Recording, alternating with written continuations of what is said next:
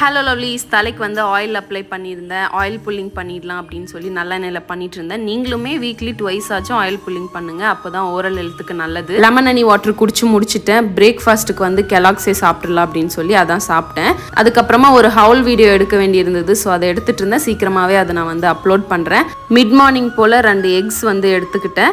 லஞ்சுக்கு வந்து சப்பாத்தி சாப்பிட்டேன். அது வந்து வீடியோ எடுக்க மறந்துட்டு அதுக்கப்புறமா குளிச்சுட்டு வந்தாச்சு. ரொம்ப நாள் கழிச்சு என் ஃப்ரெண்ட்ஸ் வந்து விசிட் பண்ணியிருந்தாங்க. ஃபர்ஸ்ட் என் ஃப்ரெண்ட்ஸ் சங்கீதா வந்திருந்தா, அதுக்கப்புறம் மீனாட்சி வந்திருந்தா. பேக் டு பேக் ஒரே ஃப்ரெண்ட்ஸ் விசிட்டாக இருந்தது அன்னைக்கு.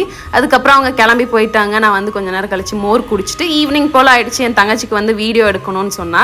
ஸோ மாடியில் போய் வீடியோ எடுத்துட்டு இருந்தோம். சன்செட் வந்து செம்ம அழகாக இருந்தது. என்னோட க்ரீன் டீயை குடிச்சிட்டே நான் வந்து அதை பார்த்துட்டு இருந்தேன். அப்புறம் அம்மா ஒரு ஃபங்க்ஷனுக்கு போயிட்டு இந்த ஆக்ரா பான்னு ஒரு ஸ்வீட் எடுத்துட்டு வந்திருந்தாங்க. செம்ம டேஸ்டியாக இருந்தது. நீங்களும் சாப்பிட்ருக்கீங்களா அப்படின்னு சொல்லுங்க.